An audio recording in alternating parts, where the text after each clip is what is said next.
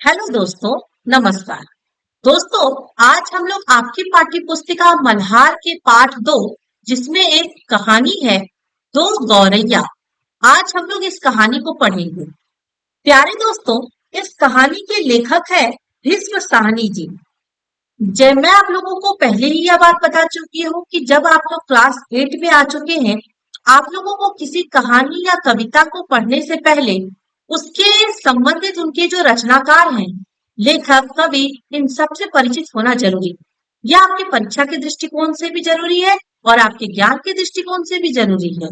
तो पहले हम लोग भीष्म साहनी जी की संक्षिप्त जीवन परिचय को जानेंगे और फिर हम लोग ये बहुत ही इंटरेस्टिंग कहानी दो गौरैया को पढ़ेंगे।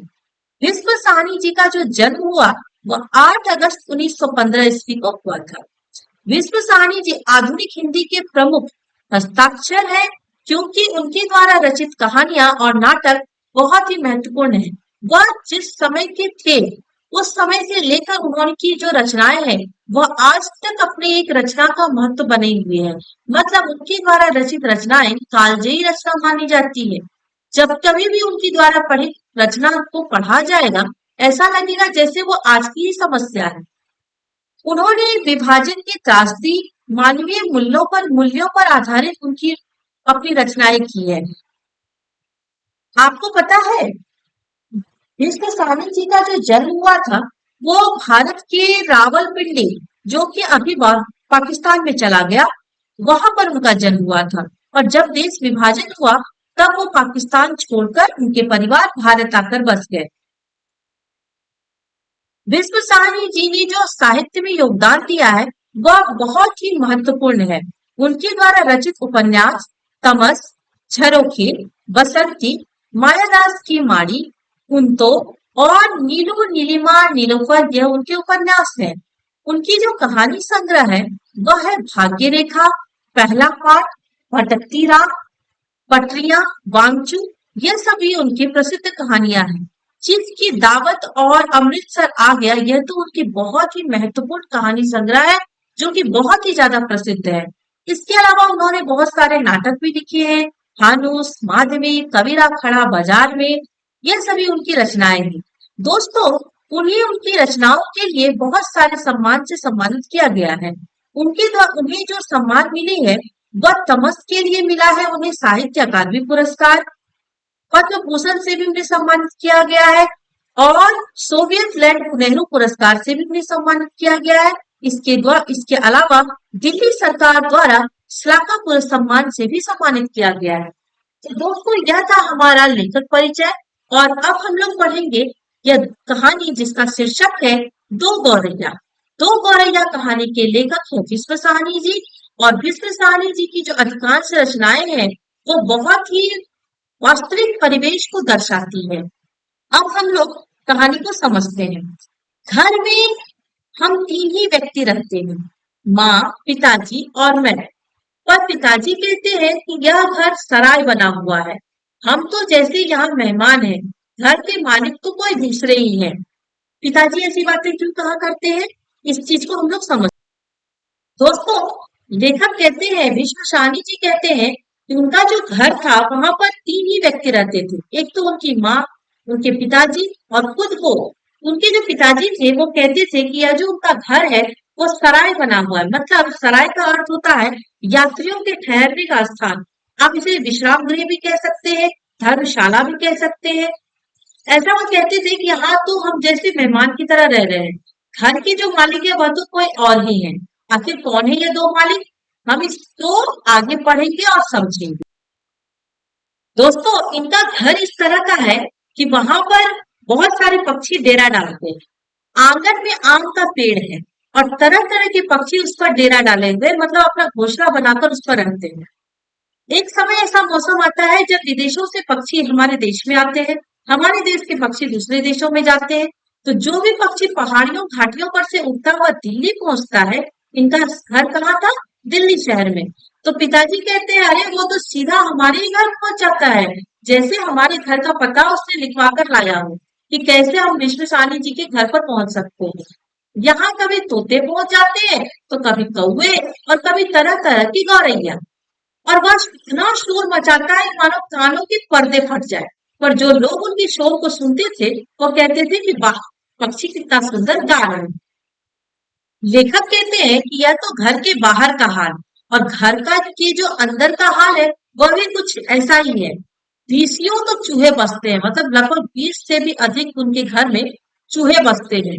और रात भर चूहे एक कमरे से दूसरे कमरे में भागते फिरते हैं। वहां वो धमा चौकड़ी मचाते हैं। हम लोगों का हाल यह है कि हम लोग ठीक तरह से सो भी नहीं पाते। उनके धुआं चौकड़ी के कारण बर्तन गिरते हैं, डिब्बे खुलते हैं, प्याले टूटते हैं, और एक जो चूहा है वो अंगीठी के पीछे बैठना पसंद करता है।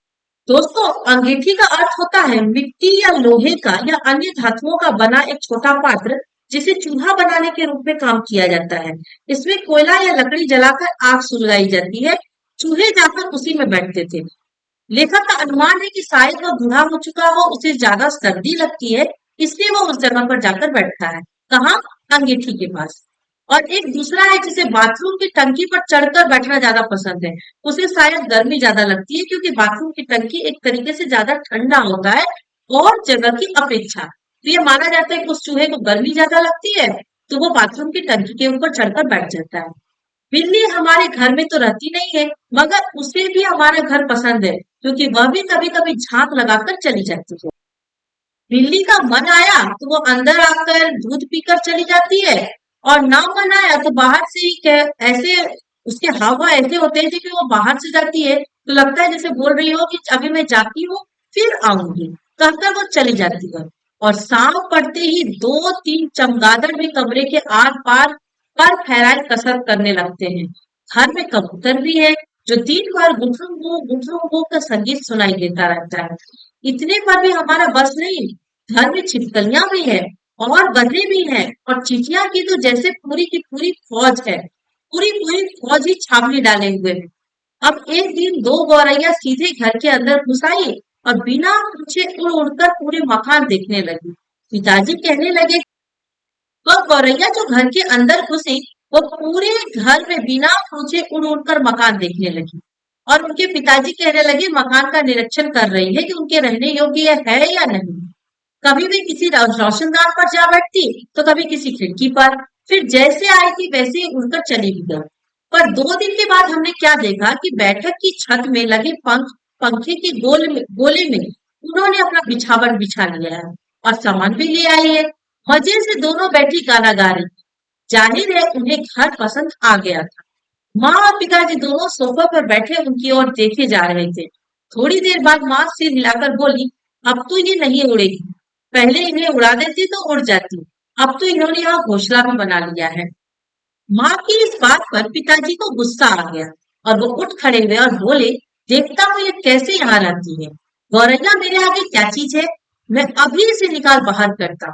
तो माँ ने कहा, छोड़ो जी, चूहे को तो निकाल नहीं पाए, अब चिड़ियों को निकालेंगे। माँ ने यह बात पूरे व्यंग से कहा, और माँ यदि कोई बात व्यंग से कह दे तो पिताजी तो उबल पड़ते थे। वह समझते थे कि माँ उनका मजाक उड़ा रही है। वो फौरन उठ खड़े हुए और पंखे के नीचे जाकर जोर से ताली बजाई, और मुंह से श शू कहकर एक आवाज निकाली, बाहें झुलाई, और फिर खड़े खड़े वही कूदने लगे। कभी बाहें झुलाते, कभी श सू सू की आवाज करते। गौरैया ने घोंसले में से सिर निकालकर नीचे की ओर झांक कर देखा, और दोनों एक साथ ची ची करने लगे, और माँ लगी खिलखिलाकर हंसने। पिताजी को गुस्सा आ गया। वो माँ को कहते हैं, इसमें हंसने की क्या बात है। माँ को ऐसे मौके पर हमेशा मजाक सूझता है। हंसकर बोलती है कि चिड़िया एक दूसरे से पूछ रही है कि यह आदमी कौन है और नाच क्यों रहा है। तब पिताजी को और भी ज्यादा गुस्सा आ गया, और वो पहले से ज्यादा ऊंचा उठकर कूदने लगे।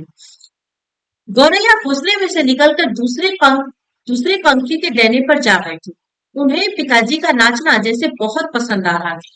माँ फिर हंसने लगी, यह निकलेगी नहीं जी, यह निकलेगी नहीं जी। अब इन्होंने अंडे दे दिए, अब क्या होगा? अंडे दे देने के बाद तो ये नहीं निकलेगी। निकलेंगे कैसे नहीं, पिताजी बोले, और बाहर से लाठी उठाकर लाए, और इसी बीच गौरैया फिर घोंसले में जा बैठी थी। उन्होंने लाठी ऊंची उठाकर पंखी के गोले को ठकोरा। ची ची करती गौरैया उड़कर पंखी के डंडे पर जा बैठी। इतनी तकलीफ करने की क्या जरूरत थी? पंखा चला देते तो ये उड़ जाती। माँ ने हंसकर कहा। पिताजी लाठी उठाए, पर्दे के डंडे की ओर लपके। एक गौरैया उड़कर किचन के दरवाजे पर जा बैठी, दूसरी सीढ़ियां वाले दरवाजे पर। पिताजी लाठी उठा लाए और पर्दे के डंडे की ओर लपके। एक गौरैया उड़कर किचन के दरवाजे पर जा बैठी, दूसरी सीढ़ियों वाले दरवाजे पर। माँ फिर हंसती। वो हंसकर कहती है, तुम तो बड़े समझदार हो जी। सभी दरवाजे खुले हैं और तुम गौरैया को बाहर निकाल रहे हो।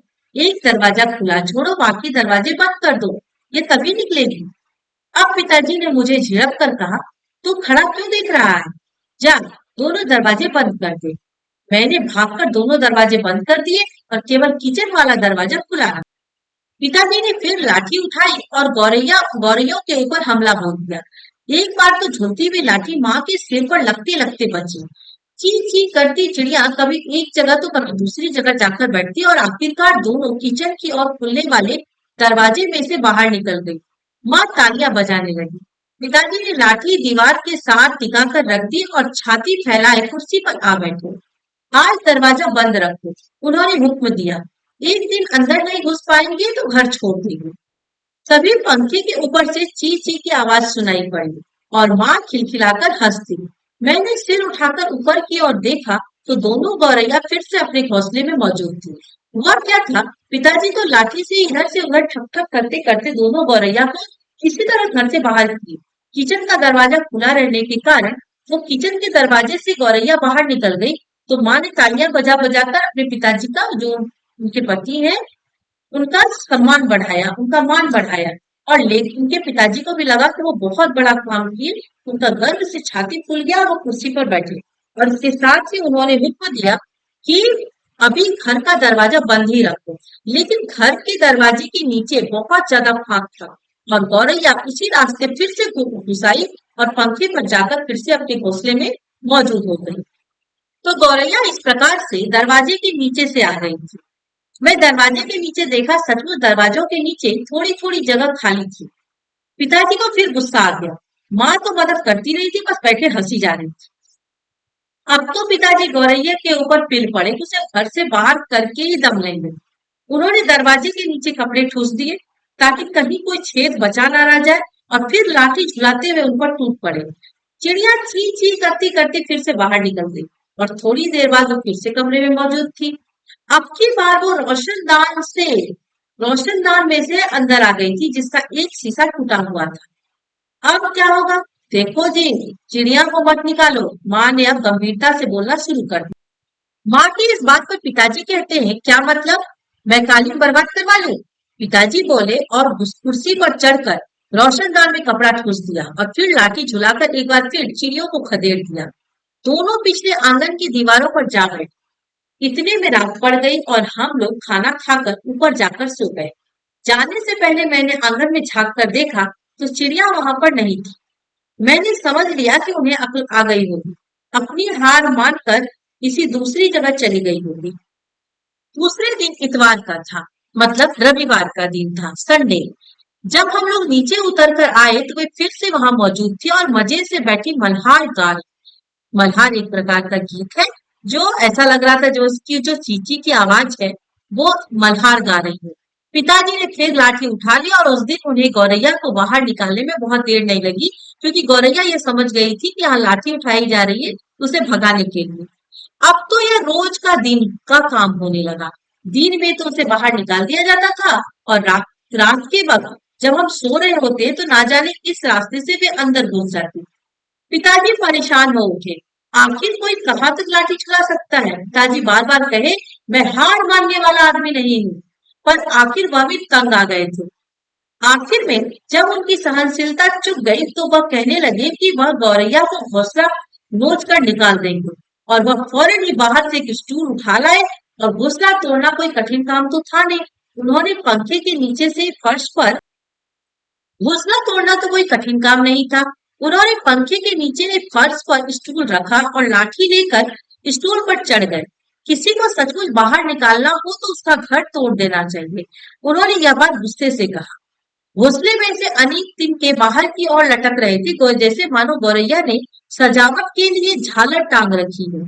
पिताजी ने लाठी का सिरा उस सूखी घास के तिनकों पर जमाया और दाईं ओर खींचा। दो तिनके घोंसले में से अलग हो गए और फड़फड़ाते हुए नीचे उतरने लगे। चलो, दो तिनका तो निकल गए, माँ ने यह बात हंसकर कहा। बाकी के जो 2000 तिनके हैं वह भी निकल जाएंगे, माँ ये बात हंस हंस कर कहे जा रही थी। तभी मैंने बाहर आंगन की ओर देखा तो मुझे दोनों गौरैया नजर आई। दोनों चुपचाप दीवारों पर बैठी थी। इस बीच दोनों कुछ कुछ दुबली हो गई थी, कुछ कुछ काली पड़ गई थी और अब वे चमक भी नहीं रही थी। अब पिताजी लाठी का सिरा घास के तिनकों के ऊपर रख कर वहीं रखे रखे घुमाने लगे। इससे घोंसले के लंबे लंबे तिनके लाठी के सिरे के साथ लिपटने लगे और वे लिपटते गए और घोंस लाठी के इर्द गिर्द खिंचा खींचता चला जा रहा था। वह वह खींच खींच कर लाठी के सिरे के इर्द गिर्द लिपटे जाने लगा। सूखी घास और रुई की खाएं और धागे की थिलियां लाठी के सिरे पर लिपटने लगी। तभी सहसा जोर की आवाज आई, ची ची ची ची। पिताजी के हाथ ठिठक गए। यह क्या? क्या गौरैया लौट आई है? मैंने झट से बाहर की ओर देखा। नहीं, दोनों गौरैया बाहर दीवार पर गुमसुम बैठी थी, मतलब चुपचाप बैठी थी। ची ची ची ची फिर आवाज आई। मैंने ऊपर देखा, पंखे के गोले के ऊपर से नन्ही नन्ही गौरैया सिर निकाले नीचे की ओर देख रही थी और चींची किए जा रही थी। अभी भी पिताजी के हाथ में लाठी थी और उस पर लिपटा घोंसले का बहुत सा हिस्सा था। नन्ही नन्ही दो गौरैया वे अभी भी झांके जा रही थी और ची ची करके मानो अपना परिचय दे रही थी। हम आ गए हैं, हमारे माँ बाप कहाँ हैं? मैं अवाक उनकी ओर देखता रहा। फिर मैंने देखा पिताजी स्टूल से नीचे उतर आए। मैं अवाक, अवाक का अर्थ होता है हैरान, उनकी ओर देखता रहा। फिर मैंने देखा कि पिताजी स्टूल से नीचे उतर आए और घोंसले के तिनकों में से लाठी निकालकर उन्होंने लाठी को एक और रख दिया और चुपचाप कुर्सी पर जाकर बैठ गए।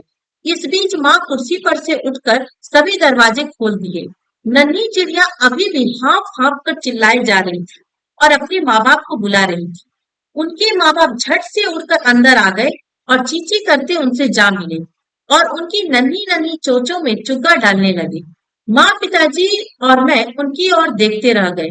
कमरे में फिर से शोर होने लगा था, पर अब की बार पिताजी उनकी ओर देख देख कर मुस्कुराते रहे। यह कहानी है दोस्तों मिस्टर सानी जी की। यह बड़े ही उदार स्वभाव के थे और यह उदार स्वभाव के थे इसलिए क्योंकि इनके माता पिता उदार स्वभाव के थे। मानव के प्रति उदारता बहुत लोग दिखाते हैं, लेकिन पशु पक्षी के लिए जिनके मन में उदार भाव है वह सच्चे मानव हैं। इनके माता पिता की घर के बाहर और घर के अंदर बहुत सारे पशुओं ने पक्षियों ने डेरा डाला था, तो ये क्या इनकी मर्जी के खिलाफ था? नहीं, इनकी उनके प्रति सहानुभूति थी, तभी इनके घर में इस तरह से पशु पक्षी डेरा डाला करते थे। और इस तरह से इनकी चिड़िया को बाहर निकालना कोई कठिन काम नहीं है, लेकिन उनके माता पिता का यह इच्छा ही नहीं था कि उन्हें इस तरीके से उजाड़ कर अब घर से बाहर करें।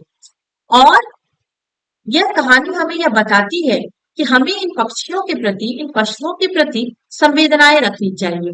बिना कारण कभी किसी को कष्ट नहीं देना चाहिए। तो दोस्तों, यह पाठ यही समाप्त हुआ और मैं आप लोगों को एक रिक्वेस्ट करती हूँ कि यदि आप लोगों को मेरा यह वीडियो अच्छा लगा तो आप लोग मेरे वीडियो को लाइक करें, फीडबैक के रूप में मुझे कमेंट दें और मेरे चैनल को सब्सक्राइब करें। आप लोग चाहे जिस भी बोर्ड के हो, आप लोग की पढ़ाई Delhi board, Bihar board, UP board, Rajasthan board, जिस भी बोर्ड से संबंधित आपके आसपास के बच्चे हैं, उन सबसे रिलेटेड वीडियो मैं बनाऊंगी और आप लोग को इस चैनल के माध्यम से सभी हिंदी भाषा से जुड़े हुए जितने भी विद्यार्थी हैं सबको लाभ मिलेगा। तो दोस्तों, मेरे चैनल को सब्सक्राइब जरूर कर लें ताकि मेरी आने वाली हर अगली वीडियो सबसे पहले आप लोग तक पहुंचे। तो चलिए दोस्तों, अब मैं विदा लेती हूँ। अगली वीडियो में मैं मिलूंगी आप लोगों के साथ अगली पार्ट में। तो चलिए दोस्तों, बहुत बहुत धन्यवाद।